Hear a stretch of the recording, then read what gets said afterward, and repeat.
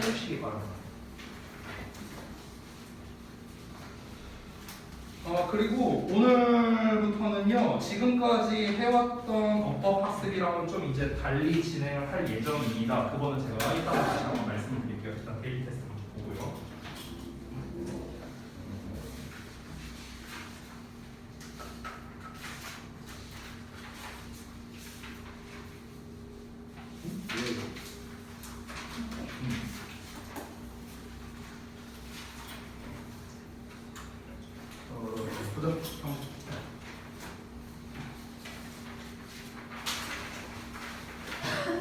얼마가 쓰지 이렇게 숨기면.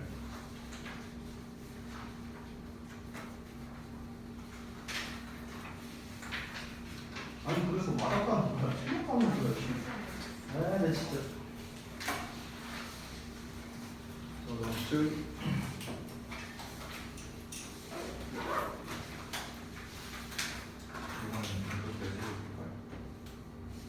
급격의 대수요? 그거랑은 상관없어요. 네. 전치사 이내 대수가 없어요. 그거는 내가 좀 이따 설명해 줄게요. 일단은 결론부터 말하면 불가능합니다. 결론부터. 자, 그다음에 보자.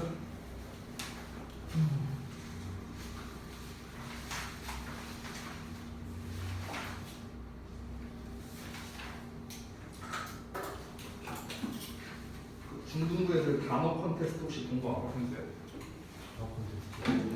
유진이한테 못 들었어? 별로 안 친하구나 니네. 별로 안 친하구나.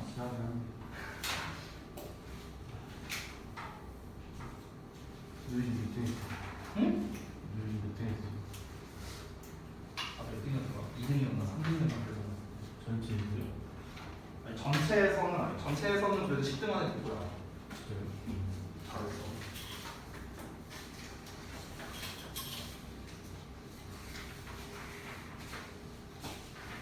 문제 없다? 뭐야? 문제 여기 있잖아. 문제 없어.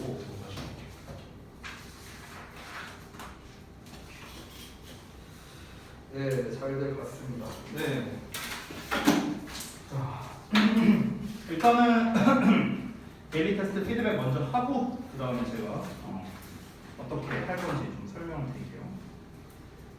자, 보자. 1번부터. 아이고, 잠시만요. 여러분이 이거 어법부 실전 모의고사 문제를 이제 쭉 풀어보시면 알겠지만 문제가 쉽지 않거든요. 진짜로. 웬만한 고등학교 2학년 수준보다 훨씬 어렵습니다. 고3 수준이라고 봐도 사실상 무방한 그런 이제 교재라서요. 이게 어려워요. 게다가 지금 제가 내고 있는 문제는 계속해서 제가 지지난번에 아마 얘기했던 것 같은데 전범위로서 이제 어법 문제를 계속해서 출제를 하고 있습니다. 여러분 교재에 없는 내용들이에요. 전부 다. 그래서 그냥 여러분 모의고사 29번 문제 푼다라는 느낌에다가 추가로 이제 어법상의 근거를 작성하는 그러니까 이쪽으로서 제가 문제를 계속해서 출제를 하고 있는 겁니다. 좀 실전 감각을 익힐 필요가 있다라고 해서 생각해서 이제 이렇게 하고 있는 건데요. 하나씩 보겠습니다. 1번부터. 자, 대을 볼 건데 우리가 대을 보면은 보통 이제 그 앞에 이제 뭐 선행사 대스처가 있고 뒤에 동사 나왔으니까 불완전한 문장 나왔으니까 이제 관계대명사 대을 쓴다 뭐 이런 식으로 이제 풀죠. 뭐 맞는 겁니다. 뭐 1번은 문제 될 거 없고 좀 이따가 좀 더 자세한 설명을 해드릴게요. 그 다음에 2번 넘어가서 보면 이제 done이라고 나왔는데 결정적인 단서가 앞에 나와 있는 to get입니다. get이라는 거는 get 목적어 투부정사 또는 get 목적어 pp 두 가지가 다 가능한데 여기 있는 task가 목적어 뒤에 있는 done이 이제 목적격 보어 자리야. 여기서에 있는 get은요 사실상 사역동사 have와 비슷한 행위다라고 생각하면 된다. 뭐뭐 하게 하다라는 뜻이야. 그래서 업무가 행해지게끔 하는 거죠. 문맥상. 게다가 수동이면 원래 뒤에 목적어가 안 나오죠. 뒤에 목적어가 없으니까 역시나 done을 쓰는 게 문제될 게 없다. 이렇게 해서 정리할 수 있겠다. 그래서 2번도 문제될 게 없고 3번 had not been used 하고 나와 있는데 자 이거는 내가 전에도 얘기했었지만 had pp 즉 완료 시제 이 시제에 대한 거는 생으로는 잘 안 나온다 이런 얘기를 내가 여러 번 했었어. 사실상 중요한 거는 능수능에 대한 부분이거든. 하지만 한번 따져 볼게요. 자, 일단은 동사 자리가 맞는 거 앞에 the fact that이라는 놈이 나왔고 that절의 주어, that절의 동사 자리가 되는 거예요. 요 사이에 수식어가 되는 거고 동사 자리인 것까지는 문제될 게 없고요. 그리고 빈 used라는 형태가 나왔으니까 뒤에 목적어가 나오면 안 되겠죠? 수동태니까. 됐어요? 뒤에 목적어도 안 나와요. 됐어? 그리고 해석상으로 봤을 때 트레이닝을 위한 이런 책이 사용된 적이 없었다. For some 15 years니까 약 15년간 그런 사실에도 불구하고 이런 말이 되는 거죠.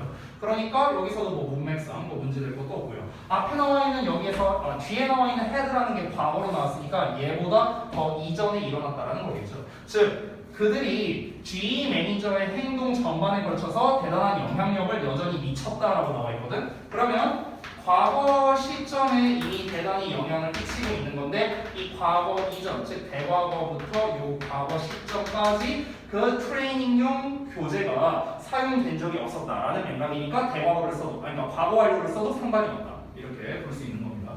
그 다음에 4번을 보자면요. cited와 citing 이렇게 나와 있는데 일단은 뒷부분에 콤마가 있는지 한번 볼까? 여기 콤마 나와 있죠. 그렇죠? 그럼 이 덩어리를 통해서 우리가 분사 구문이라는 걸 바로 알 수 있겠고 따라서 분사 구문의 이제 의미상 주어는 welch가 되겠습니다. 그래서 welch가 인용을 하는 건지 인용이 된 건지를 따져봐야 되는데 쉽게 푸는 방법은 뒤에 또 need라는 목적어가 있으니까 능동형인 citing, ing를 써야 된다는 걸 쉽게 알 수 있죠. 그래서 정답이 4번이다. 이렇게 나오고요. 5번 같은 경우는 이제 look them up. 이거는 사실 이제 부동사, 이어동사라고 우리가 부르는 녀석이죠. 목적어가 대명사일 때는 요 사이에다가 꼭살이 껴서 써야 된다. 요 정도가 되겠습니다. 자, 바로 넘어갈게요. 2번으로. 자, 2번에 do 하고 나와 있는데, 자, 이제 우리가 do에 밑줄 쳐져 있으면은 이제 일반적으로 대동사를 물어보는 경우가 원래는 많단 말이야. 근데 뒤를 보면은 communicate라는 동사가 나와 있어. 그러면 여기 있는 do는 얘를 강조하는 강조의 do다. 이 정도로 보면 되겠죠. 스위치가 맞는지 정도 또는 시제가 맞는지 뭐 이 정도 따져보면 될 것 같은데 일단은 앞문장을 통해서 is라는 현재 시제가 나왔으니까 현재 시제로 계속해서 이어져야 된다라는 걸 우리가 알 수 있고요. 주어가 many animals라는 복수형 나왔으니까 do를 쓰는 게 문제 없다. 그래서 1번은 문제될 게 없다. 이렇게 정리할 수 있겠다. 자, 2번 보면은 have it taught 하고 나왔는데 얘는 아까 전에 우리가 방금 전에 1번에서 봤던 5번 문제랑 똑같은 문제라고 보면 돼. 현재 완료 시제가 나와 있지만 완료 시제는 중요하지 않아요. 능수동이 중요하다. 자, 우리가 teach라는 동사는요 뒤에 투부정사를 목적으로 받지 않는다. teach 뒤에 투부정사가 나오는 게 아니라 teach 뒤에 나오는 투부정사는 목적격 보어로 쓰이는 거야. 목적격 보어. 그래서 그것만 알아둬도 뒤에 목적어가 없고 보어가 나왔구나라고 우리가 쉽게 알 수 있는데 이게 여러분이 확신이 서지 않는다면 해석을 해보면 돼. 얘들아, 투부정사가 뭐뭐 하기를 또는 뭐뭐 하는 것을 이렇게 해석이 된다면 당연히 목적어겠지. 그렇지? 근데 투부정사가 뭐뭐 하도록 이렇게 해석되는 경우가 있어. 뭐뭐 하도록. 뭐뭐 하도록이라고 해석되면 거의 대부분 보어이거나 아니면 부사예요. 됐어? 둘 중에 하나라고 생각하면 돼. 됐어? 대부분은 보어로 쓰이는 경우가 더 많아. 그러면은 to use sign language니까 sign language를 사용하도록 가르침을 받아 온 거야 라는 non-human primate가 됐어요? 그러니까 그 인간이 아닌 영장류가 됐어요? 인간이 아닌 영장류가 sign language를 커뮤니케이션 하기 위해서 사용한 거죠. 오케이? 사용하도록 가르침을 받아왔다, 배워왔다 라고 하는 게 문맥상 더 맞으니까 2번도 문제될 게 없다. 자, 그 다음에 3번 보자면 3번은 이제 동사 자리인지 아닌지 먼저 한번 따져볼게요. however부터 가보자면 complexity 주어 나와 있고요. 그 다음에 its ability to convey 어쩌고 나와 있고요. 요 문장은 구조를 잘 봐야 돼요. complexity 주어 나왔어. 콤마 찍고 its ability가 나왔어. and 찍고 ideas 여기가 아니지 소리. 콤마에 and하고 its importance 나왔어. 그럼 뭐야? 주어가 3개인 거야. 됐어? A, B, and C야. 됐어? 이런 구조야. 주어가 3개가 나왔다. 그럼 주어 3개 나왔으니까 당연히 복수 취급해야겠죠. and로 엮여 있으니까. 자, for our existence 하고 나왔어. 뭐 as social animals 여기까지도 끊겼고요. 그럼 남는 거 뭐야? 여기가 동사 자리의 가능성이 높은데 혹시 모르니까 뒷부분을 확인해 보자고. It apart from the communication systems used by other animals. 여기 뒷부분에 동사형이라고 할 만한 거는 used밖에 없단 말이야. 근데 used 뒤에 뭐가 없어? 목적어가 없으니까 수동형이라는 걸 알 수 있고 수동형이니까 얘가 얘를 수식하는 분사라는 것도 알 수 있겠죠. 이해되냐 뭔 말인지? 다시 한번 설명하자면 used만 나와 있어. 그럼 used는 과거형 동사이거나 pp거나 둘 중 하나일 거 아니야. 그렇잖아. 근데 과거형 동사라면은 뭐뭐를 사용했다 이렇게 해석이 되겠지. 뒤에 목적어가 나와야 된다고. 능동이라고 능동. 됐어? 근데 pp라는 거는 뭐야? 분사. 즉 얘는 형용사잖아. pp는. 됐어? 뒤에 목적어가 안 나올 테고. 근데 used 뒤를 봤더니 뭐가 없어? 목적어가 없잖아. 그럼 과거형 동사가 아니라는 소리 아니야. 그럼 자연스럽게 뭐가 돼? 과거 분사라는 소리겠지. 과거 분사는 다시 한번 뭐라? 형용사라고. 형용사. 그러니까 used 이어가 뭐야? 앞에 있는 systems를 수식하는 거라고. 즉 동사가 아니라고. 됐어? 그러면은 여기가 동사로 쓰일 수 없으니까 지금 동사가 가능한 거는 요 자리밖에 없잖아. 그러니까 setting은 일단 틀렸다는 걸 알 수 있죠. ing는 동사가 아니니까. 이해되니? 자 그러면은 주어가 지금 하나 둘셋 개가 나와 있어. 우리가 동사형 알맞게 쓸 때는 시제, 수, 해 세 가지를 신경 써야 되잖아. 그렇지? 자 시제는 계속해서 뭐로 가고 있다? 현재 시제로 가고 있다. have 현재 완료로 썼고요. 그리고 지금 뒷부분도 provide 현재 시제 뭐 앞부분에서도 계속 현재 시제로 나오고 있는 거 확인했어. 시제가 동일하다. 따라서 일단 현재 시제일 가능성이 높겠죠. 두 번째 수일치 주어가 3개 나왔으니까 복수형을 써야겠고. 그 다음에 뒤를 보면 이시랑 목적어 나왔으니까 능동형을 써야겠다. 까지도 알 수 있다. 그래서 현재 시제 복수이면서 능동형인 형태, set이란 형태밖에 없겠지. 됐어? 그래서 3번 정답 나왔다. 자, 그 다음에 4번 보면은 바이치라는 녀석이 나와 있는데, 자, 요거는 내가 이제 좀 관련성을 좀 둬서 설명을 해볼게. 자, 잠깐만 보자.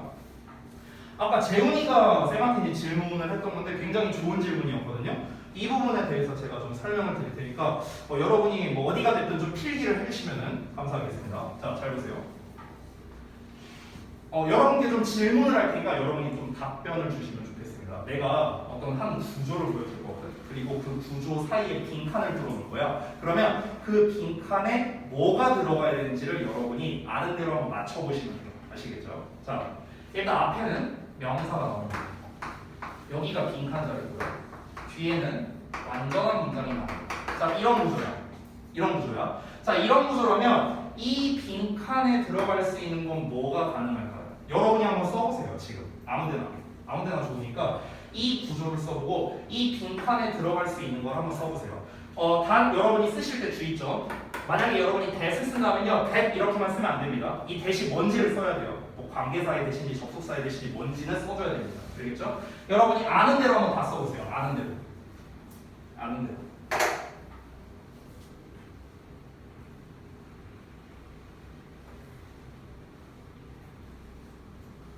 제가 힌트를 좀 드리자면요, 여기 빈칸에 나오는 거는 굉장히 많거든요, 종류가. 근데 내신 또는 모의고사 기준으로 이 구조에 이 빈칸에 들어가는 문제 의도로서, 문제 의도적인 측면으로서 접근하자면요, 이 빈칸 자리에 나올 수 있는 거는 제일 많이 나오는 거 경우의 수를 따지면 하나, 둘, 셋, 넷, 4개 있습니다. 4개. 4개.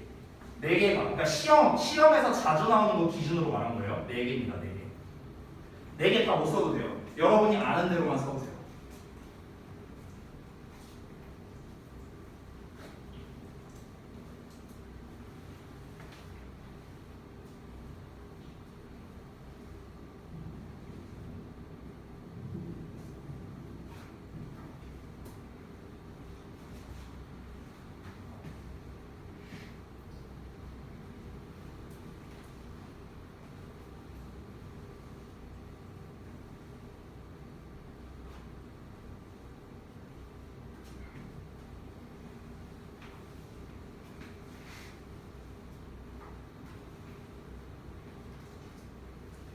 아니 왜 바둑하는 그리고 있어 자식아. 뭐 나올지 모르겠는데.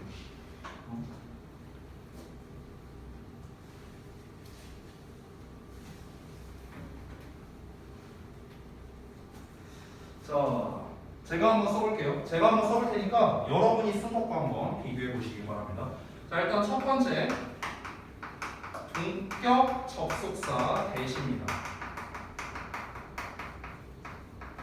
두 번째 관계부사입니다. 그래서 관계부사 뭐 이렇게만 쓰신 분이 있는데요. 관계부사는 다 가능합니다. 자, 그 다음에 세 번째, 뭐 굳이 따지면 관계부사 how는 안 되겠지? the way랑 같이 못 쓰니까 굳이 따지자면. 그 다음에 세 번째는 전치사 플러스 관계 대명사입니다. 여기서 전치사 플러스 관계사라고 쓴 분이 있는데 관계사가 아니에요. 관계대명사입니다. 관계사라고 쓰면 관계사가 다 가능하다는 거잖아. 관계사가 다 가능한 게 아니죠. 자, 네 번째는요. 소유격 관계대명사입니다. 이 네 가지가 시험에서 제일 잘 나오는 녀석들이라고 생각하면 돼요. 이 네 개예요, 네 개. 그러니까 지금 요 구조에서 요 빈칸 자리에 들어갈 수 있는 게 요 네 개라는 거거든. 요 네 개. 그러니까 이 네 개가요. 다시 한번 말하지만 문법적으로 가능하다는 거야. 문법적으로. 아 미안한데 한 개만 더 쓸게. in 대시라고 별도로 쓸게요. 인대도 잘 나오고 얘까지만 쓸게요. 자, 다시 한번 이 1, 2, 3, 4, 5가 나오는 경우는요. 문법적으로는 얘네끼리 구분이 안 됩니다. 문법적으로는 구분이 안 돼요. 왜? 얘네 전부 다 앞에 명사 나오고요. 얘네 전부 다 뒤에 완전한 문장 나옵니다. 그러니까 문법적으로는 이거 구별이 안 되는 거야. 그럼 어떻게 해야 돼? 뭔가 구별을 하려면 뭔가가 필요할 거 아니야. 그렇지? 우리가 일반적으로 이렇게 하는 경우가 많아요. 우리가 이제 그 어법 문제를 풀다 보면은 자꾸 익숙한 쪽으로 풀려고 하거든요. 익숙한 쪽으로. 그러니까 학교에서도 그걸 알고 익숙한 거를 활용해서 낚시하는 쪽으로 문제를 내려고 노력하는 거야. 학교에서도. 자, 내가 말하는 익숙한 쪽으로라는 게 뭐냐면은 예를 들면 이런 거야. 예를 들어서 여기에 위치가 이렇게 나와 있고 위치에 밑줄이 쳐져 있다고 쳐봐. 근데 여러분이 구문 분석을 해보니까 뒤에가 완전한 문장이 나왔어. 그러면 아 위치가 아니라 동격의 대시구나 이렇게 생각하는 경우가 많단 말이야. 근데 알고 보니까 정답은 from 위치였어. 이럴 수도 있다. 됐어? 아니 from 위치 전치사 플러스 관계대명사고 동격의 대 동격 대시니까 둘 다 뒤에 완전한 문장이고 앞에 명사 나오잖아. 그렇지? 그럼 나는 뭘 써야 되는 거야? 이런 문제가 발생한다는 거죠. 이해되죠? 이럴 수도 있고요. 또는 이렇게 한번 해볼게요. 우리가 대세 밑줄 쳐져 있어요. 이번에 대세 밑줄 쳐져 있는데 보니까 뒤에가 불완전한 문장이 나와 있어. 그럼 여러분은 당연히 뭘 쓰겠어? what으로 쓰겠죠. 그렇죠? 근데 알고 보니까 답이 what이 아니었어. 답이 위치였어. 이럴 수도 있다고. 이럴 수도 있다고. 그럼 이때 이 위치의 정체는 무엇인가? 관계대명사가 아니야. 어느 것이라는 뜻의 의문대명사였어. 이럴 수도 있다고. 그럼 얘는 어떻게 구분할 건데? 됐어? 우리가 흔히 알고 있는 이 단편적인 거에서 꼬아서 내려고 한다고. 점점 학력이 올라갈수록. 됐어? 제가 전에 수업 시간에 얘기한 적이 있었을 텐데요. 저연에서 이런 스타일의 문제를 냈었단 말이에요. 재작년 2학년 때. 그러니까 학생들이 자기가 알고 있는 그 어법의 범주가 너무나도 제한적이야. 대세 밑줄 쳐져 있어? 그럼 대신이냐 와시냐 이거겠지 뭐. 아니 물론 맞아. 대부분 그렇게 문제를 출제하는 건 맞아요. 그리고 선생님들도 그렇게 가르치고 나도 심지어 그렇게 설명을 했었어. 그런데 우리가 이제는 좀 그거를 한 번 더 뛰어넘어야 된다라는 겁니다. 지금 시점에서는요. 이제는 범위를 좀 더 넓게 봐야 된다는 거죠. 그런 측면에서 내가 지금 이거를 설명을 하는 거거든. 자, 문제에 이렇게 나왔어. 자, 여기에 위치가 써져 있다고 쳐보자. 만약에 위치가 써져 있었어. 뒤에 완전한 문장 나왔으니까 위치 틀렸지. 그렇지? 자, 그럼 고쳐야 돼. 뭘로 고칠 거야? 뭘 기반으로 해갖고 여러분이 고칠 겁니까? 어떻게 구분할 거예요? 이게 문제죠. 그렇죠? 그래서 1, 2, 3, 4, 5의 차이점을 알려드릴게요. 어떻게 구별하는지 그걸 알려주겠습니다. 자, 일단은요. 1, 2, 3, 4, 5를 구별하는 공통점이 있습니다. 한마디로 말하면 해석이에요. 전부 다 해석적인 이유입니다. 해석적인 이유. 아까 말했지? 어법적인 이유로는 얘를 더 이상 구분할 수 없어요. 구조가 똑같으니까. 알겠지? 이제는 해석적인 걸로 들어가야 되는데 문제가 뭐냐면 우리가 해석도 어떻게 해석을 해야 돼? 또 이런 문제가 발생한단 말이야. 얘네들을 단편적으로 한번 해석을 해보자면 동격 접속사 대신 뭐뭐라는 이렇게 해석이 돼요. 얘는 뭐뭐 하는 이렇게 해석하지 일반적으로. 얘도 뭐뭐 하는이죠. 얘도 뭐뭐 하는이고요. 뭐뭐라는 점에서 해요. 그러면 얘네 셋은 해석도 비슷해. 어이씨 어떻게 구분해야 돼? 이런 문제가 생기잖아. 그치? 자, 그게 아닙니다, 여러분. 자, 잘 봐봐. 오늘 사실 제가 이것만 설명하면요. 나머지에 대한 이 문제풀이 있죠. 우리 데일리 테스트 푼 거. 나머지는 사실 저는 필요 없을 것 같아요. 지금 제가 설명하는 게 이 5번 있죠. 얘랑 또 관련성이 있거든. 여기 위치에 밑줄 쳐져 있죠. 그렇지? 근데 뒤에 니네가 구문 분석을 분명 해봤을 거야. 근데 뒷문장이 완전하거든. 그러니까 니네가 동격의 대시다. 이렇게 쓰신 분 분명히 있을 거라. 근데 정답은 이니치야. 됐으면 맞냐 틀리냐? 틀려요. 됐어? 그럼 여기 5번 문제는 전치사 플러스 관계대명사와 동격의 대시 뭐가 다르냐? 이거를 여러분이 모른다면은 못 푸는 문제겠죠. 됐어? 이런 것들이잖아 지금. 오늘 출제한 문제들이 다 그런 것들이 하나씩 숨겨져 있었단 말이야. 지금 여기에는 없어요. 여기는 없는데 방금 전에 본 2번 문제. 2번 문제에서도 여기 바이위치 나와 있지. 바이위치. 그치? 그럼 이 바이위치가 맞냐? 아니면 얘네가 맞냐? 얘가 맞냐? 얘가 맞냐? 얘가 맞냐? 이것도 모르는 거고요. 아까 1번 문제에 나왔었나요? 여기 대 밑줄 쳐져 있었죠. 아까 나는 단순하게 하고 그냥 대시 맞다 하고 넘어갔지만 대시 아니라 딴 놈이 답이 될 수도 있잖아. 우리가 이제 사실 고려해야 될 게 되게 많다라는 거죠. 그래서 요거 하나에 대해서만 일단 제가 좀 정리를 해드리겠다라고 말씀드린 겁니다. 요거만 설명하고 제가 데일리는 더 이상 보진 않을게요. 자, 구분법 알려드리겠습니다. 일단은 여러분이 기존에 알고 있던 틀을 좀 깰 필요가 있는데요. 잠깐 한번 볼게요. 자, 쉬운 예시 하나 써보겠습니다.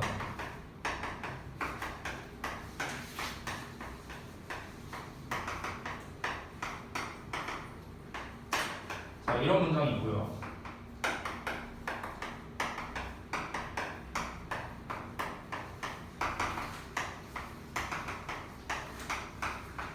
자, 이런 문장이 있고요.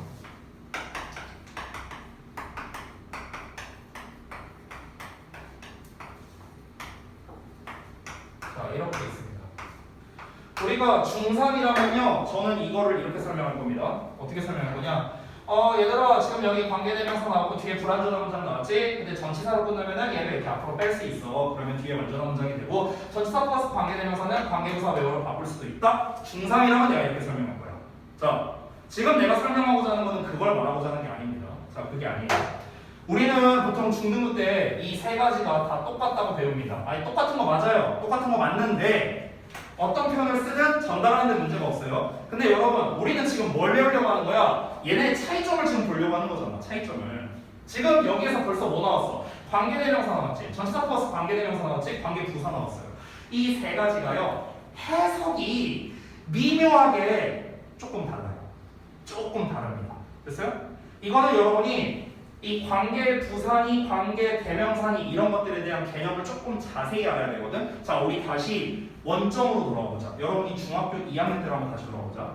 관계대명사에 대해서 여러분이 처음 공부한다고 쳐봐. 관계대명사를 처음 가르칠 때 어떤 교재든 어떤 선생님이든 간에 제일 먼저 설명하는 게 관계대명사가 무엇이냐부터 설명하거든. 근데 관계대명사가 뭐냐라고 할 때 우리가 맨 처음에 배우는 말이 있어. 그게 뭘까요?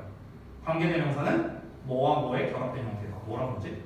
접속사와 대명사의 결합된 모습이다. 이걸 제일 먼저 배운단 말이야. 여러분은 그냥 그때는 그렇구나 하고 그냥 별거 아니게 넘어갔을 거야. 근데 이 개념을 활용할 수 있어요. 이게 무슨 말이냐면은, 얘들아, 약간 회화적으로 접근해볼게. 회화적으로. 관계대명사라는 게 원래 어떤 개념으로서 쓰이는 거냐면요, 부연설명 개념에 가깝거든. 부연설명. 우리가 흔히 관계대명사의 후와 우리가 잘 알고 있는 의문사의 후 있죠. 누구라는 뜻. 이 두 개를 별개로서 생각을 하는 경우가 많거든요. 여러분, 별개가 아니에요. 별개가 아니야. 위치도 마찬가지야. 우리가 흔히 위치, 의문사에서 어느 것이라는 위치의 의미도 있고 관계대명사에서 위치라는 것도 있죠. 그렇죠? 근데 사실은요, 그 두 개가 별개가 아니에요. 여러분. 별개가 아니야. 이거를요, 언어학자들 사이에서도 아직도 분분한 의견이 있어요. 됐어요? 자, 봐봐. 우리가 학창시절에 배우는 어법은 이러합니다. 이것은 그가 사는 집이다. 이것은 그가 사는 집이다. 이것은 그가 사는 집이다. 우리 이렇게 배우죠. 그렇죠? 그래서 관계부사 where, 전치사 플러스 관계대명사 전부 다 뭐뭐 하는으로 해석하면 된다. 이렇게 배운다고. 근데 그거 아니에요. 그게 아니야. 원래는요, 관계대명사나 관계부사의 개념은 뭐냐면요, 이런 겁니다. 잘 보세요. 자, 여기에 집이 하나가 있는데, 이 집이 어느 것이냐면, 그가 그 집에서 살고 있어. 이런 의미가 됩니다. 그 집 안에서 살고 있어. 이것이 집인데 그 집이 어느 것에서 있냐면 그가 살고 있어. 그것에서. 이렇게 되는 거예요. 이것이 집인데 그게 어디냐면 그가 살고 있는 곳이야. 이렇게 되는 거예요. 됐어요? 그러니까 원래 이게 관계사 해석의 정석이라는 거예요. 그래서 이게 원래 정석이야. 차이가 있다라는 거. 차이가 있어요. 됐어? 그래서 다시 한번 보자면 우리가 얘네를 구분할 때는요, 그 미묘한 해석적 차이를 가지고 일단 접근을 해야 된다는 거. 이게 일단 첫 번째가 되겠습니다. 그리고 두 번째, 우리가 흔히 전치사 플러스 관계대명사와 관계부사를 동일시 여기는 경우가 좀 종종 있거든요. 둘이 같은 게 아니에요, 여러분. 자, 잠깐 정리하겠습니다. 이 문장 버전으로는 이니치랑 웨어를 똑같다고 해도 무방해요. 괜찮아. 어차피 해석적으로도 차이가 없어요. 어느 곳에서 똑같잖아, 해석이. 그러니까 여기서는 상관이 없어요. 자, 근데 여러분 잠깐 볼게. 우리가 관계부사 그냥 하나만 써볼게. 웨어 하나만 쓸게. 우리가 웨어를 전치사 플러스 관계대명사로 쓸 때 in이나 on이나 아니면은 뭐 at이나 to를 쓰고 which 이렇게 이제 보통 바꿔 쓴다고 하잖아. 그치? 전치사 플러스 관계대명사로 쓸 때. 관계부사는 전치사 플러스 관계대명사로 항상 바꿀 수 있어. 항상 바꿀 수 있어. 여기에서 여기로 항상 갈 수 있거든. 근데 전치사 플러스 관계대명사에서 관계부사로 항상 갈 수 있느냐? 그건 아니에요. 필요 충분 조건이 아니야. 수학적으로 표현하자면. 됐어? 여기에서 여기로 갈 수 있는데 여기에서 여기로 항상 못 간다는 거야. 이유를 말해줄게. 관계부사의 종류는 몇 개 있냐? 4개밖에 없죠. 시간, 장소, 이유, 방법 4개밖에 없어요. 그렇죠? 시간, 장소, 이유, 방법. 이거야. 이 4개밖에 없어. 자, 전치사가 의미할 수 있는 종류는 몇 개 있어요? 겁나 많지 않을까요? 시간도 있고, 장소도 있고, 이유 있고, 방법도 있어요. 장소 있고, 방법이 있고요. 이것만 있나? 원인도 있고요. 결과도 있고, 양보도 있고, 다 있잖아요. 디스파이트도 있고, 막 여러 가지 있잖아. 심지어 같은 시간이라도요. 뭐뭐 할 때도 있고, 뭐뭐 하자마자도 있고, 뭐뭐 하는 동안에도 있고, 뭐뭐 할 때까지도 있고, 겁나 많은데 전치사에는요? 그렇죠? 근데 관계부사 when이라는 한 단어로 이걸 다 나타낼 수 있다? 말이 안 되지. 말이 안 돼요. 여러분 제가 이해시를 얘기한 적이 있는지 모르겠는데 저기 뭐야 대진, 대화, 정발고 다니시는 분이라면은 보신 적이 아마 있을 겁니다. 여러분한테는 거의 해당 사항 없을 것 같은데 고등학교 1학년 비상교과서가 이제 대진대와 정발고가 쓰거든요. 근데 6관과에 보면은요 아마 형서가 기억을 할 수도 있을 것 같은데 그 교과서 6관과에 보면은 광산에 갇힌 광부들 얘기가 나오거든요. 혹시 기억나요? 됐어. 자, 거기 이제 뭔 얘기냐면은 광산의 광부들이 막 갇혀갖고 이제 광산 안에서 막 여러 가지 이제 생존을 하기 위한 그런 이제 과정 같은 게 이제 나오는 그런 글이에요. 근데 그 글 후반부에 뭐가 나오냐면은 이런 내용이 나옵니다. The 69 days during which 주어 동사 이런 표현이 나오거든. 이런 표현이 나와 그 교과서를 보면은. 그럼 이게 뭐냐면은 전치사 플러스 관계대명사 이하가 the 69 days를 수식하는 거겠죠. 그러면은 이 내용은 뭐였는가? 우리가 그 광산에 갇혀 있었던 69일 그걸 말하는 거야. 근데 여기에서 during which에 이제 우리 교과서 이렇게 막 자료 나눠준 거 있잖아. 그 자료에 보면은 이 during which에 뭐라고 쓰이냐면 when으로 바꿔 쓸 수 있다 이렇게 나와 있거든. 내가 이거 날려버리라고 했었어 예전에 수업할 때. 왜? during which랑 when은요 같을 수가 없어요. 왜? when이라는 거의 속성은 뭐야? 뭐뭐 할 때라는 어떤 하나의 시점을 말하는 거거든? 근데 during이라는 건 기간의 속성이잖아. 뭐뭐부터 뭐뭐까지라는 동안의 속성이잖아. 근데 얘랑 어떻게 같은 의미가 돼? 말이 안 된다는 거야. 됐어? 우리가 흔히 전치사 플러스 관계대명사고 얘가 시간을 나타내니까 when으로 쓴다? 그게 아니라고. 의미가 다른데 어떻게 써요? 오케이? 그러니까 다시 한번 말하지만 여기에서 여기로는 자유롭게 갈 수 있지만 여기에서 여기로는 자유롭게 갈 수가 없다라는 게 일단 차이점이 되겠습니다. 아시겠죠? 자, 이거를 또 이제 우리가 알았어요. 이제는. 자, 그러면은 하나씩 제가 쪼개서 얘네들에 대한 차이점을 설명해 드리도록 하겠습니다. 자, 일단 동격부터 볼게요. 여러분, 제가 하나 물어봅시다. 동격이 뭐예요? 동격이란 개념이 뭐야? 니네가 대답할 거 내가 예상해 볼게요. 똑같다. 똑같다라는 말 빼고 그 말 제외하고 다르게 설명해 보세요. 동격이 뭐예요? 뭐 동일하다 이렇게 말할 거냐 아니면 똑같다라는 말은 맞아. 그럼 내가 좀 더 추가를 해볼게. 뭐가 똑같은데? 앞뒤에는 뭐가 똑같은데? 아무거나 다? 그럼 뭐야? 1588에 1588도 동격이냐? 앞뒤가 똑같은 전화번호니까? 이것도 동격이야? 아니잖아. 대세 기준으로? 그럼 동격은 대만 가능하네요? 동격을 표현할 수 있는 건 대밖에 없네? He is a student야. 그는 학생이다. 그럼 그와 학생 동격 아니야? 동격 아니야? 여기 대도 없는데? 대신 물어보신다. 아니 동격이 뭐냐고 다시 질문. 동격이 뭐냐고. 동격이 뭐예요? 이게 문제야. 이 개념도 모르면서 맨날 동격 접사 대신이 뭐니? 그지 같은 거더라. 다시 한번 정리한다. 동격이란 개념이 뭐냐면 명사와 명사가 똑같다. 이게 동격이야. 됐어? 동격이란 개념은 다시 한번 뭐야? 어떤 명사와 명사 둘이 똑같다라는 거야. 그럼 이런 표현을 왜 쓰는 거냐? 얘도 관계사랑 어찌 보면 비슷한데요. 얘도 부연 설명에 가까워. 부연 설명.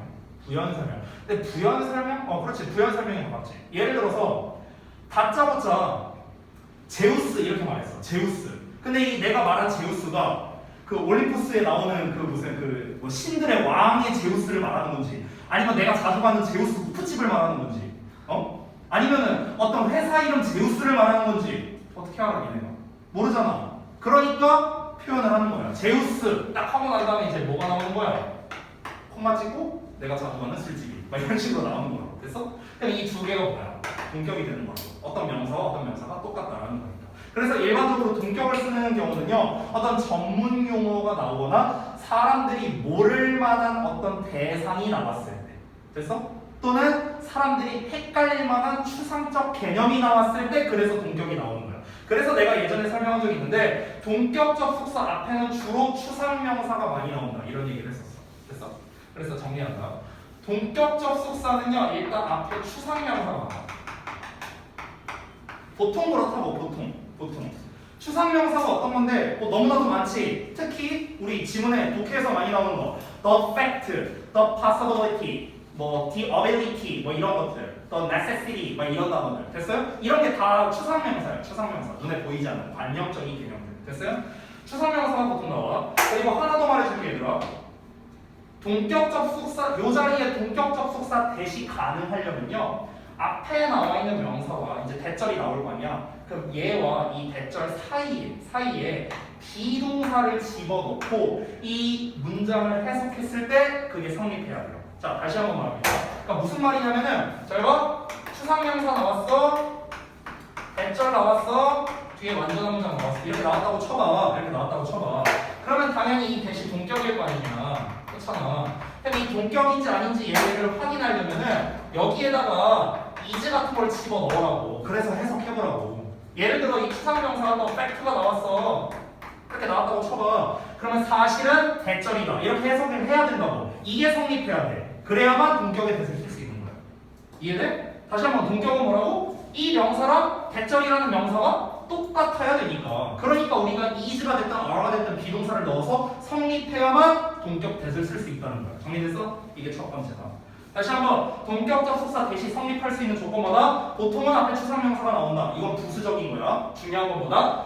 얘 is 이것이다. 이 명사는 대절 이하 이다. 이 말이 성립해야만 대세를 쓸 수 있다. 됐어? 이게 첫 번째. 두 번째, 관계부사 간다. 자, 관계부사 같은 경우는 당연히 관계부사 when, where, why, how 네 가지 중에서 제일 많이 나오는 거는 where야. 그러니까 나는 where를 기준으로 할게. 얘가 제일 많이 나오거든. 왜 where가 제일 많이 나오냐면은 where 같은 경우는 앞에 흔히 장소에 관련된 명사가 오잖아. 그렇지? 근데 장소에 대한 것만 나오나? 그게 아니지. 상황에 대한 명사도 나와. 장소 또는 상황에 대한 명사. 그러니까 여기서 말하는 장소는 그냥 물리적인 장소야. 교실이 됐든 학교가 됐든 뭐 서울이 됐든 이런 물리적인 장소가 나오는 거. 근데 여러분이 실제로 특 수준의 지문을 보면은 장소에 관련된 명사보다는 상황에 관련된 명사가 더 많이 나오는 걸 니네가 알 수 있었어. 전년도였나 올해서 투기였나 그건 기억 안 나는데 어떻게 나오냐면은 play라고 나온 다음에 그 다음에 where 이렇게 나오는 경우가 있었단 말이야. 그럼 여기서의 play는 뭐야? 그냥 놀이야, 놀이. 놀이라는 어떤 상황인 거지, 상황. 그래서 그 상황에서 뭐뭐 한다 이런 의미로서 쓰인 거란 말이야. 그러니까 where가 굉장히 범용적으로 쓰일 수 있는 거야. 범용적으로. 알겠지? 그래서 where를 기준으로 내가 얘기를 한다는 거야. 자, 그래서 다시 한번 보자면 장소나 상황, 특히 상황에 관련된 명사가 나온다. 얘가 일단은 가장 큰 단서가 될 것 같아. 여러분 입장에서. 그래서 상황에 관련된 명사가 나오고, 그리고 이 where를 해석을 할 때 어떻게 하면 되냐면요, 그 상황에서라고 해석을 해서 니네가 성립이 돼야 돼. 됐어? 장소가 나오면 뭐 말할 것도 없고요. 그 장소에서 이렇게 해석하면 되지. 됐어? 어떤 상황이 나오고 그리고 그 상황에서 주어가 동사한다. 이 해석이 성립해야 된다. 이해되죠? 자, 그래서 관계부사 where에 대한 것만 설명했다. 사실 when이나 뭐 why나 다 똑같아 얘들아. when을 쓸 때는 그때에 라고 해석이 돼야 돼. 앞에 나와 있는 그 시점에 이렇게 해석이 성립해야만 when을 쓸 수 있는 거고, 앞에 그 상황에서 그 상황에 라는 말이 성립해야만 관계부사 where를 쓸 수 있는 거야. 됐어? 이게 미묘한 해석의 차이라는 거야. 세 번째, 전치사 플러스 관계대명사. 전치사 플러스 관계대명사는 앞에 나오는 명사에 제한이 없어요. 뭘 써도 돼. 상관이 없습니다. 자, 그리고 뒤에 전치사 플러스 관계대명사 나오고 뒤에 완전한 문장 나와. 이게 네모로 좀 표시해놓은 거. 자, 이렇게 나왔어. 그러면은 얘도 똑같아. 이 명사를 여기 관계대명사에 대입을 해. 그리고 앞에 전치사가 뭐가 쓰여 있을 거 아니야. 그렇지? 그러면은 이 전치사 플러스 관계대명사를 별도로 해석하는 거야. 별도로. 얘를 별도로 해석을 하고 이어서 그 다음에 이제 이 문장을 해석해보라고. 그래서 성립해야 되는 거야. 자, 무슨 말이냐? 예를 들어서 만약에 앞부분에 뭐가 나왔다고 적을까? 앞부분에 만약에 명사가 danger라고 나왔다고 한번 쳐볼게. danger 이렇게 나왔어. 근데 여기 전치사 플러스 관계대명사에 from which라고 나왔어. 그리고 주어 동사가 나왔어. 그럼 어떻게 되는 거야? 어떤 위험인데 그 위험으로부터 내가 뭐뭐 했다. 이렇게 해석해서 성립해야 된다고. 그래야 우리가 이 해당 전치사 플러스 관계대명사를 쓸 수 있는 거야. 이걸 가지고 그래서 학교에서 시험을 어떻게 내기도 했었냐면은 작년도 대진고 문제를 하나 예시로 말해줄게. 작년 대진고에서 서술형이 기말고사 때 2문제밖에 안 나왔었거든. 근데 그 중에 하나가 뭐였냐면은 전치사 플러스 관계대명사를 활용하는 문제였어. 근데 뒷부분에 내가 명사는 기억이 안 나. 명사는 뭐로 나왔는데 정답이 with which였거든. with which. 이게 정답이었는데 이걸 맞춘 애들이 생각보다 별로 없었어. 뒤에 어떻게 나왔는가? 주어에 비동사에 family라고 나왔어. family. 이렇게 나왔거든. 그럼 이거 뭐냐? 우리가 수거처럼 배우는 거. be family를 with잖아. 됐어? 이렇게 연결되는 거야. 그럼 앞에 명사가 뭔지 모르겠지만 이 명사에 얘가 친숙한 거라고. 됐어? 이렇게 연결되는 거야. 정말 별거 아니거든. 근데 이거 엄청 틀려왔어. 그러니까 다시 한번 전치사 플러스 관계대명사는 앞에 그냥 우리 계속적 용법 배웠잖아. 그냥 계속적 용법이라고 니네가 생각하면 차라리 마음 편해. 계속적 용법 우리가 해석할 때 어떻게 하냐? 콤마 있으면 여기서 끊고 이어서 해석하잖아. 그냥 그렇게 해석해. 콤마 없어. 그게 더 나아. 그게 더 낫다. 알겠지? 이거 뭐 굳이 이렇게 해석할 필요 없어. 없어. 이제는 없어. 더 이상 그렇게 해석할 필요 없어. 그냥 관계대명사 나오면은 끊고 그냥 이어서 해석해. 만약에 어떤 프로덕트 나왔어. 프로덕트가 나왔고 그 다음에 they 뭐 예를 들어서 뭐 produce 이렇게 나왔어. 그럼 우리 원래 어떻게 해석해? 그들이 생산한 물건 뭐 이렇게 해석하잖아 원래. 이렇게 할 필요 없다고. 물건이야. 근데 그 물건을 걔네가 생산했어. 그냥 이렇게 해석하라고. 전혀 지장 없다고. 이네 모의고사를 하든 내신을 하든. 알겠냐? 자, 그래서 다시 한번 전치사 플러스 관계대명사의 해석은 뭐다? 앞에 나와 있는 명사를 이 관계대명사 자리에 대입을 해서 이 전치사와 합쳐서 해석을 하고 이어서 해석하라고. 이게 성립해야 된다. 됐냐? 해석적으로 얘기했다. 자, 그 다음에 네 번째 갈게. 네 번째 소유격 관계대명사. 이거는 구분 제일 쉬워. 내가 아까 전에 방금 얘기했지? 작년에 대진고에서 서술형 2문제 나왔다고. 하나가 전치사 플러스 관계대명사 갖고 영작하는 거. 두 번째가 소유격이었어. 됐어? 앞에 명사 나와. 소유격 관계대명사 나와. 뒤에 완전한 문장 나오거든. 얘는 쉬워. 어떻게 구분하면 되냐? 소유격 뭐가 의의로 해석하지. 그렇지? 앞에 있는 명사랑 소유격은 원래 무조건 뒤에 명사가 나와. 아니 우리가 my 소유격이잖아. my 뒤에 뭘 써? pen 명사 쓸 거야. 왜냐? 그러니까 소유격은 무조건 뒤에 명사 나오거든. 그러면 앞에 있는 명사랑 뒤에 있는 명사를 뭐뭐의 뭐 이걸로 연결해 보면 돼. 말이 되면 소유격이고 말 안 되면 딴 거야. 됐어? 뭐 이런 식으로 나오는 거야. 예를 들어서 앞에는 만약에 뭐라고 해볼까? 예를 들어서 the man 이렇게 나와 있어. the man. 그리고 여기에는 예를 들어서 뭐 friends 이렇게 나와 있어. friends. 그러면 그 남자의 친구들 말 되잖아. 그러니까 소유격 후즈 쓰는 거야. 됐어? 이렇게 구분하면 되는 거야. 어렵지 않지? 자, 마지막 다섯 번째 볼게. 다섯 번째가 인댓이야, 인댓. 자, 이거는 명사 나오고 인댓 나오는데 이 인댓의 정체를 먼저 말해줄게.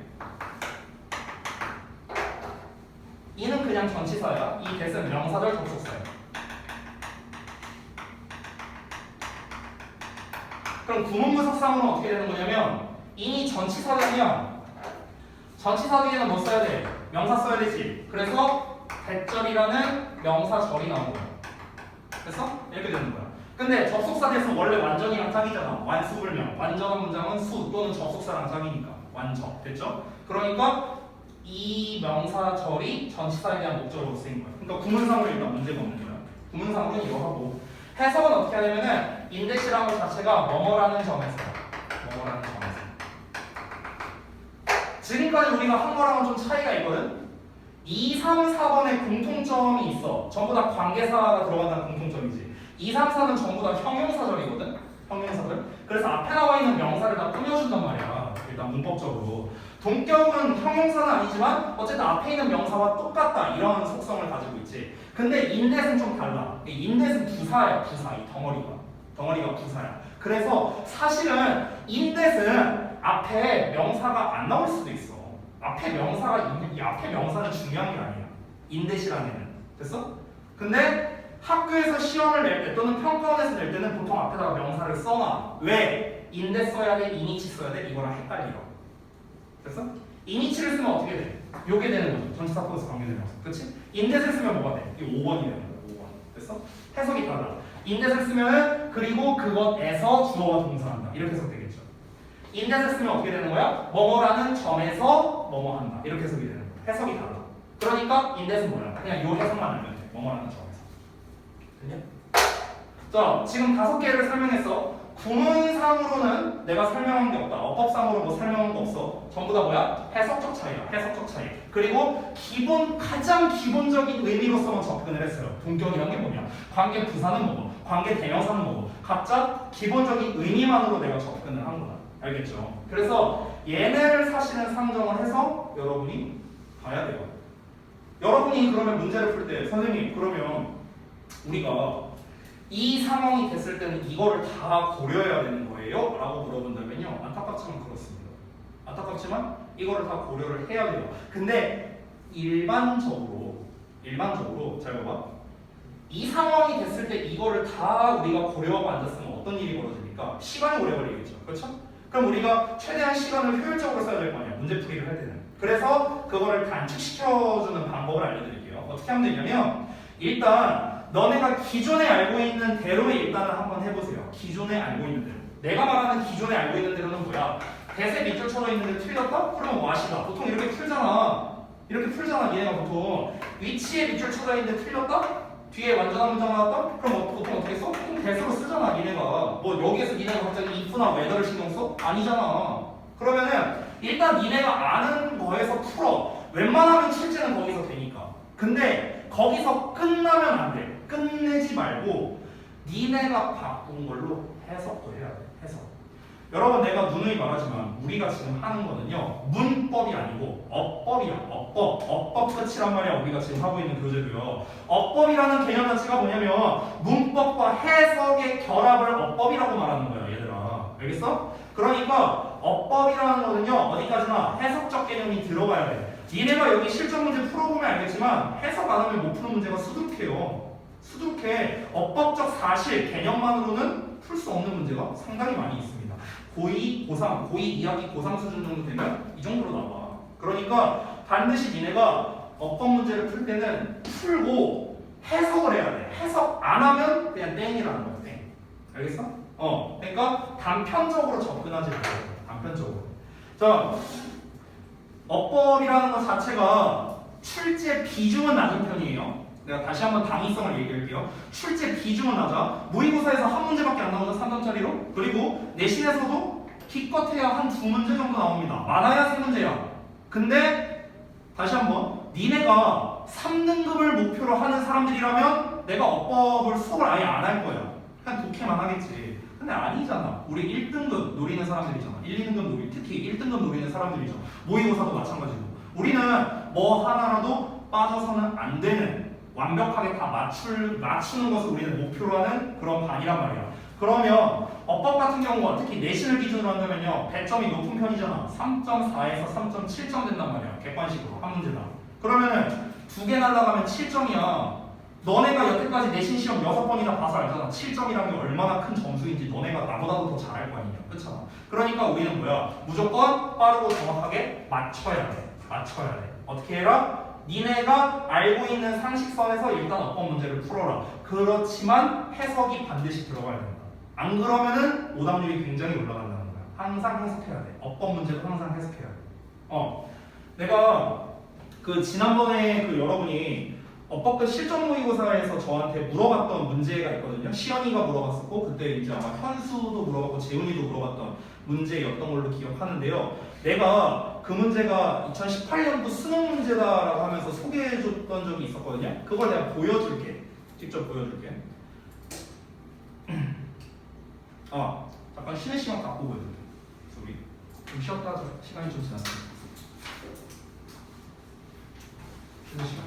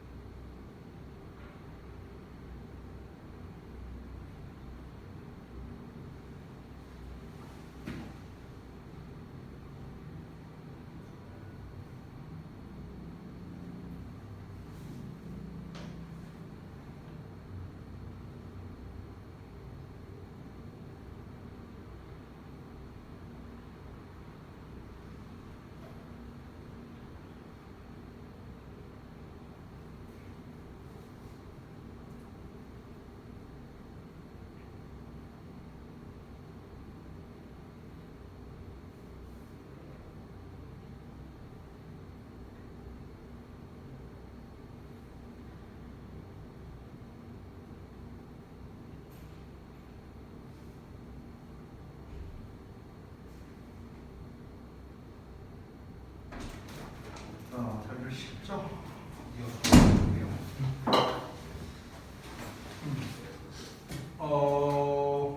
어디까지 들어옵니까? 그 18년 전 모의고사. 아 정신이 없어요. 수능 문제. 아 그거를 좀 잠깐 보여드릴게요. 지난번에 이제 몇몇 분들이 이제 많이 보셨는데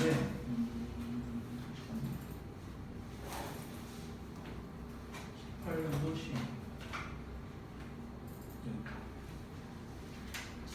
그게 그때 이제 우리 현수 재훈이 시연이는 그때 질문을 개별적으로 해서 질문할 텐데 뭐 머누먼틀리 어쩌고 나왔다 그 기념비적인 이집트의 뭐 그런 내용이었죠. 그게 29번에 있는데요. 요겁니다. 요거예요. 어때요? 여러분이 질문한 거랑 똑같죠 지금? 잘 안 보이지만 지워드릴게요. 이걸 좀.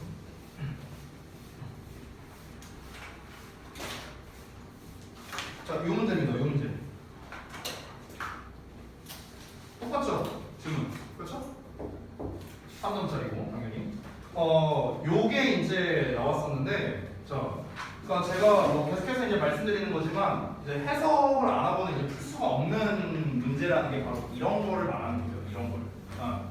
그러니까 사실 1번 같은 경우는요 그렇게 어렵지가 않은 게 1번 문제는 이제 의도가 좀 명확합니다. 1번 문제의 의도는 뭐냐면요 두 가지가 담겨 있는데 첫 번째 앞에 나와 있는 to가 전치사냐 아니면 부정사냐 일단 이게 문제의 의도예요. 두 번째 얘를 능동으로 써야 되냐 수동으로 써야 되냐 이겁니다. 됐어요? 자 그럼 우리가 이제 쉽게 볼 수 있는 게 만약에 수거를 우리가 come close to come은 필요 없어요. 얘는 중요한 게 아니고 close to라는 거의 수거가 뭐뭐에 가까운 거잖아요. 뭐뭐에 그러니까 애야 애.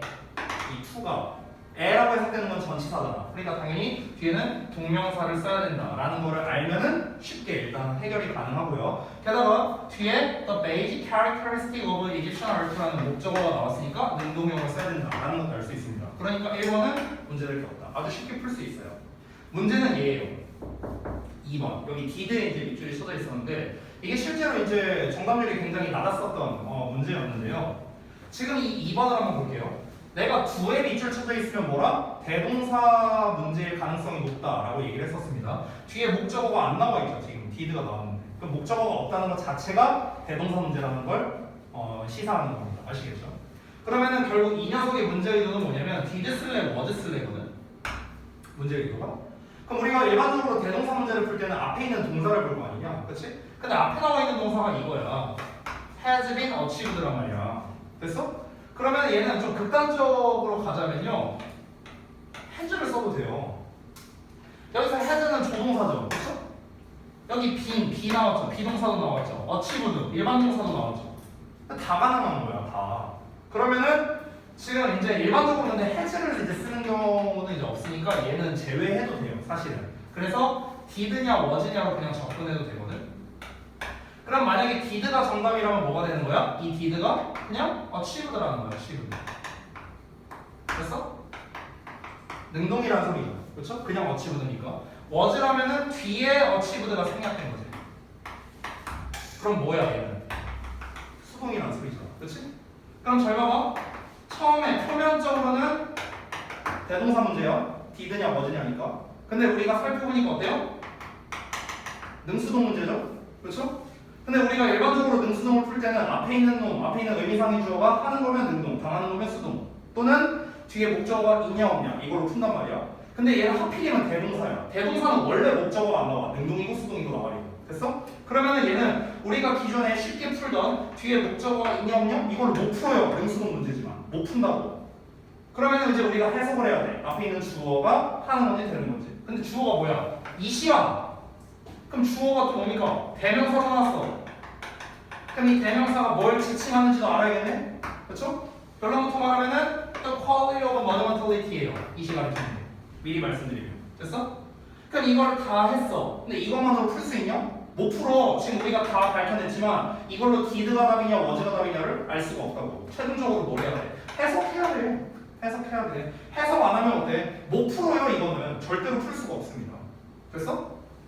여기서 참고로 was가 정답인데 즉 수동으로 써야 되는 게 맞는 건데 왜 수동이 맞냐면요, 기념비적인 자질은요 완전히 성취되었답니다. 이집트에서 그 기념비적인 자질이 성취되었던 것만큼이나 완전히 성취되는 건데 never since라든가 never before라든가 이런 표현이 나왔으니까 그런 게 아니다 이렇게 해석이 되겠죠. 됐어요? 일단은 해석은 이제 우리가 해봐야 된다. 그러니까 지금 수능에서 그러니까 평가원에서 출제하는 것조차도 지금 어떠하다라는 겁니까? 1번 문제 같은 거를 제외하고 지금 2번에서 어떻습니까? 해석적인 요소가 들어가야만 풀 수 있게끔 이렇게 문제를 출제하는 거죠. 2번 고른 사람이 별로 없었어요.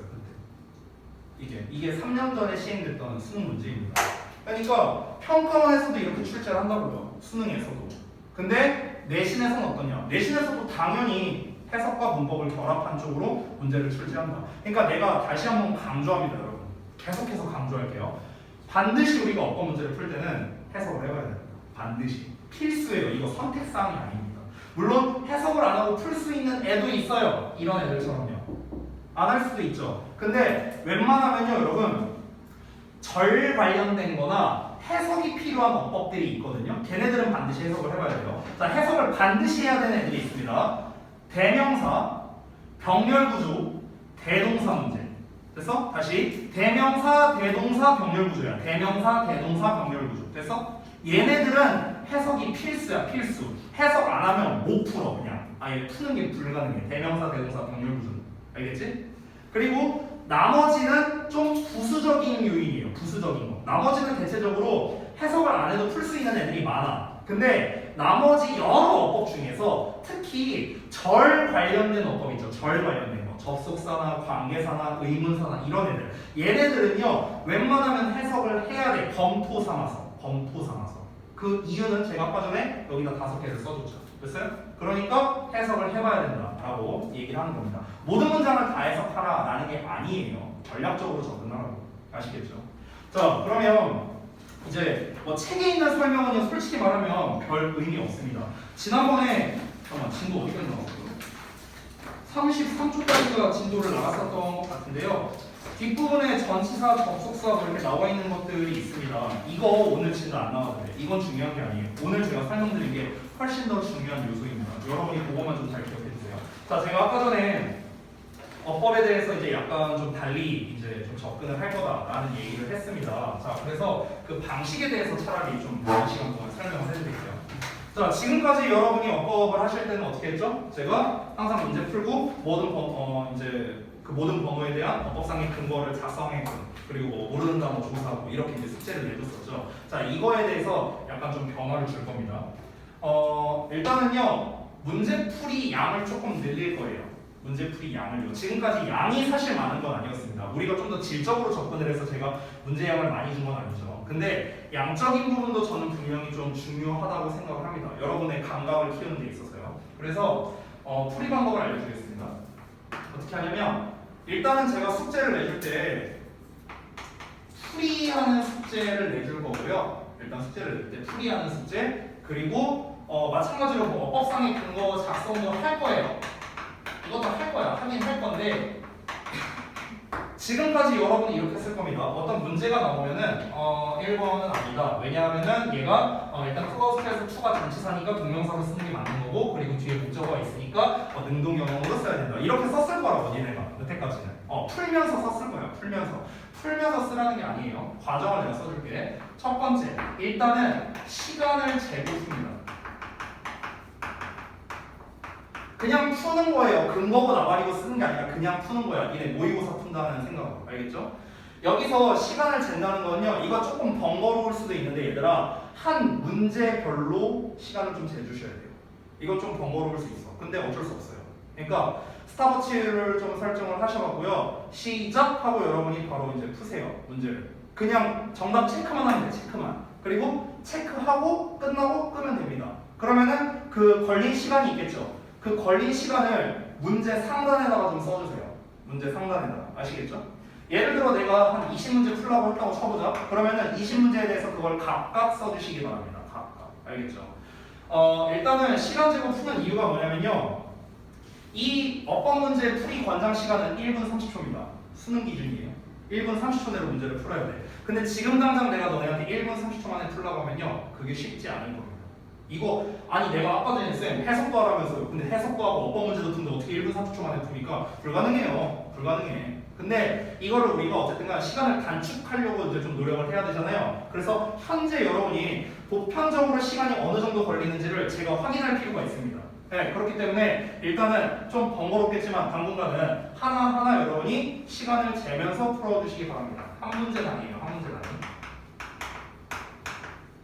내가 권장 시간이 1분 30초라고 했지만 그거에 얽매일 필요는 없습니다. 5분이 걸려도 되고 10분이 걸려도 돼요. 괜찮아요. 그거는 개별적으로 다른 거니까. 그 시간 자체에 지금 당장에 여러분이 막 너무 신경 쓰지 말라는 거예요. 그냥 부담 없이 시간 그냥 쓰라고요. 아시겠죠? 자, 그러고 난 다음에 다 풀었어. 다 풀고 난 다음에 이제는 이제 시간 제한 없이 어법상의 근거를 작성을 해주시면 되는데요. 이 어법상의 근거를 작성할 때는요, 그냥 간단히 작성하셔도 됩니다. 간단히 하셔도 돼요.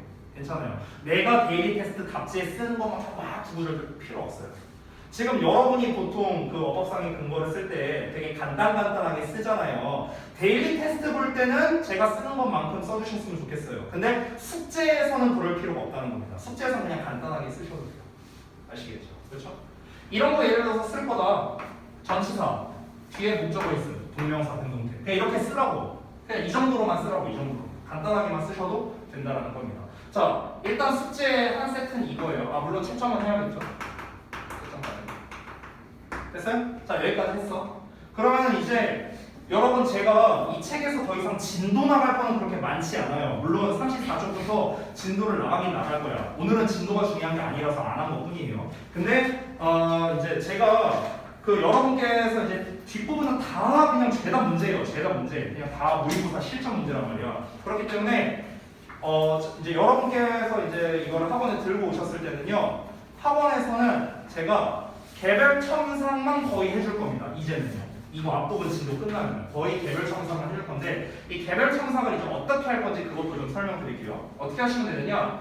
여러분은 이 숙제 과정에서 해설지를 보진 않았습니다. 그냥 답만 본 거죠. 답만. 그렇죠? 그냥 이걸 니네가 쓴 거고 그냥 답만 본 거예요. 그러면은 학원에 와서 이제 어떻게 하는 거냐면 해설지를 보면서 여러분이 푼 거, 맞은 거 틀린 거 상관없어. 맞은 거 틀린 거 상관없이 해설지를 보면서 각 문제 번호별 1번부터 5번까지 얘는 왜 맞는 건지 얘는 왜 틀린 건지에 대한 정밀함이 있죠. 정밀한 거. 그 정밀한 거를 이제 학원에서 할 거예요. 니네 숙제로가 아니에요. 됐어? 근데 니네가 이걸 해설지를 제대로 보신 분이라면 알겠는데요. 이게 해설지가 겁나 허접해요. 허접해. 그래서 또는 막 그래요. 이게 정답에 대한 해설은 잘 나와 있는데 오답에 대한 해설은 그렇게 잘 안 나와 있어요. 니네가 보시면 알겠지만. 그래서 니네가 이제 수업 시간에 어떻게 이루어질 거냐면 이제 딱 이제 데일리 테스트 뭐 하고 이제 뭐 숙제 검사 다 끝나고 나면은 답지랑 이 책을 이제 다 이렇게 다 펼쳐놓은 상태에서 해설지에다가 이제 체크를 합니다. 뭘 체크하느냐? 해설지를 봤는데 이게 뭘 설명하는 건지 잘 모르겠어. 이런 것들. 아니면은 나는 이렇게 생각하는데 해설지는 이렇게 그냥 이렇게. 그럼 뭐 중간 과정이 없어. 예를 들면 아까 우리 재윤이가 물어봤던 거랑 비슷해. 나는 동격의 대시라 생각했는데 여기서는 뒤에 완전하니까 전치사 플러스 관계대명사를 쓰래. 이유는 안 나와 있어. 왜? 왜 동격에 대해서 그건 왜 안 되는 거야? 이거 안 나와 있잖아. 그러니까 이런 부분을 체크하라는 거야. 어디에? 해설지에다. 됐어? 해설지를 보고도 이해가 되는 수준이라면요. 굳이 저의 설명이 필요 없는 수준의 문제라는 거예요. 맞죠? 근데 해설지를 봤는데도 내가 모르겠다면은 당연히 난이도가 높은 문제라는 걸 거 아니야. 그치? 그런 부분에 대해서만 내가 개별적으로 해설을 해주겠다는 겁니다. 돌면서. 이해되셨죠? 됐어요? 그래서 정리하자면 이거예요. 집에서는 실전처럼 학원에 와서는 여러분의 좀 이제 분석적으로 어법을 분석적으로 니네가 하나씩 체크를 해본다. 이런 개념으로서 보시면 되겠습니다. 이해되셨죠? 네, 이렇게 할 겁니다. 자, 그래서 전체적인 이제 설명은 다 드렸고요. 이제 오늘은 이제 제가 그 좀 중요한 설명 그리고 요 이제 풀이에 대한 설명을 하느라 이제 요 책 진도 자체는 제가 이제 못 나갔지만 더 중요한 설명을 드렸으니까 다음 시간부터 그렇게 할 거라는 걸 여러분이 좀 인지를 해주셨으면 좋겠습니다. 아시겠죠? 자, 그러면은 그 숙제를 말씀드릴 테니까 여러분 제가 말씀드린 대로 숙제를 좀 해와 주시면 좋겠습니다. 자, 지난번에 53쪽까지 했었잖아요. 자, 그리고 54쪽부터 나갈 건데 잠시만요. 오늘이 8월 16일이죠.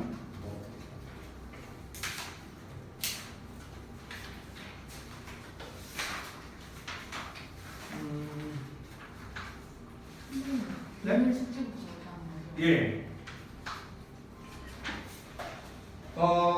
61쪽까지입니다.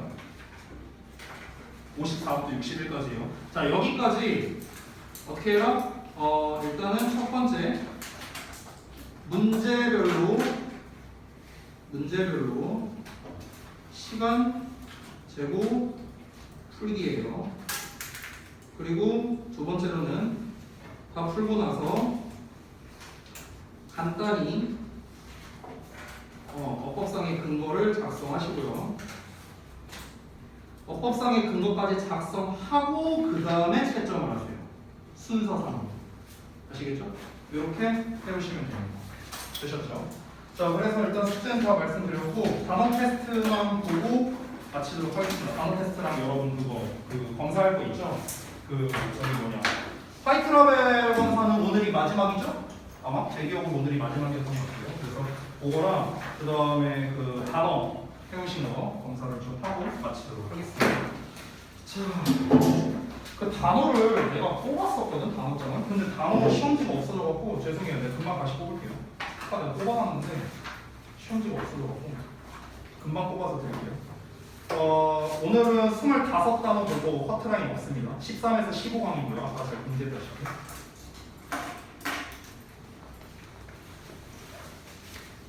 그리고 제가 이제 전에 지난주 금요일날에 이제 제 생애 최초로 제가 조퇴를 해갖고 여러분께 되게 죄송스럽게도 이제 그렇게 휴강을 이제 했었는데요.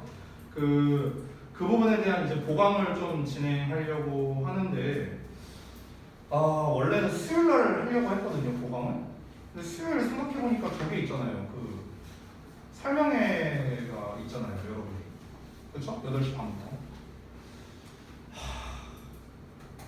문제네. 이게 좀 문제네요. 그 앞타임에는 또 제가 수업이 있거든요, 정규 수업이. 그래갖고 이거 어쩔지 좀 고민이 되네. 그렇다고 화목에는 여러분이 다 다른 학원이 있을 테고 당연히 그렇죠? 수요일밖에 없는데 혹시 수요일 날에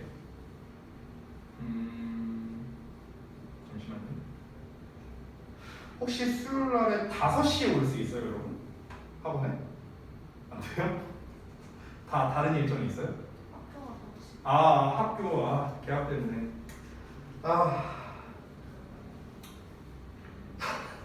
미치겠네. 가만히 있자. 금요일도 앞 시간에 제가 수업이 있고, 토요일도 대부분 일정이 있을 거 아니에요, 그렇죠? 토요일 일정 좀 한번 물어보자. 이게 나온 김에. 자, 한 명씩 좀 봅니다. 시험 있는 토요일 날 일정이 어떻게 돼요? 2시부터 8시 반. 2시에서 8시 반이요? 그거요. 그냥 끝났네요. 이거에서 끝났네요. 더 물어볼 필요가 없어졌어요. 이거에서 끝났어. 왜냐면 내가 2시부터 시간이 남거든요. 2시부터 시간이 남는데 2시에서 8시 반. 그냥 미치겠네. 일요일날 할 수밖에 없나? 갑자기 이제 표정들이 좀 많이 안 좋아지는데 잠깐만 저거 좀 일단 끊을게요. 일단 단어는 뽑아놨는데 잠시만요.